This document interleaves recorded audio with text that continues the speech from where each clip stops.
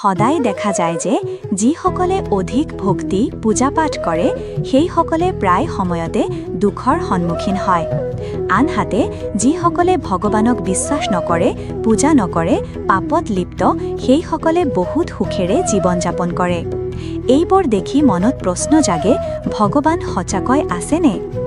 এই প্ৰশ্নৰ উত্তৰ ভগৱান শ্ৰীকৃষ্ণে শ্ৰীমদ ভগৱত গীতাৰ জৰিয়তে দিছিল।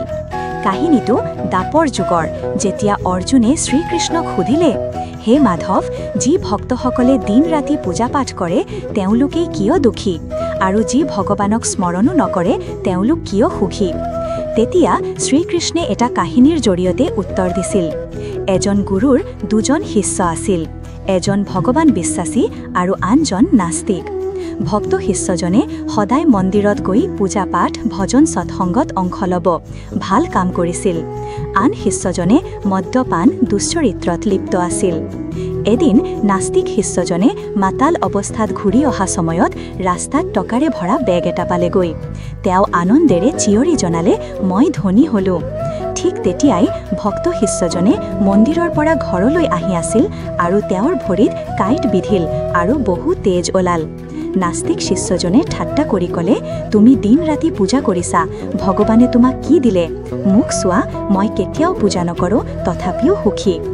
এই কথাবোৰ শুনি ভক্ত শিষ্যজনে মনত দুখ অনুভৱ কৰিলে আৰু গুচি গ'ল নিজৰ গুৰুৰ ওচৰলৈ।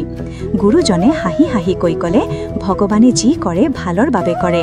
তুমি আগৰ জন্মত বহু পাপ কৰিছিলা, আজিৰ দিনত তোমাৰ মৃত্যু হোৱাৰ কথা আছিল, কিন্তু পূজা আৰু ভক্তিৰ বাবে কেৱল এটা কাঁইটৰ আঘাতত মৃত্যুৰ পৰা বাচিলা। আৰু তোমাৰ বন্ধু আগৰ জন্মত এজন সাধু আছিল, কোটি টকাৰ অধিক ধনৰ যোগ্য আছিল, কিন্তু এই জন্মত পাপ কৰাত মাত্ৰ অলপ টকাহে পালে। সেয়েহে ভগৱানক নিন্দা নকৰে, ভাল কাম কৰা ফল নিজেই পোৱা যায়। এই কথা শুনি ভক্ত শিষ্যজনে চকুলো টকিলে আৰু পুনৰ ভক্তিত মন দিলে।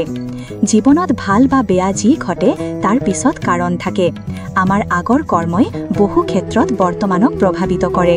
সেয়ে কেতিয়াও হতাশ নহ'ব, ভগৱানৰ ওপৰত বিশ্বাস ৰাখিব, কাৰণ তেওঁৱে আমাৰ অন্তিম মুক্তিৰ পথ।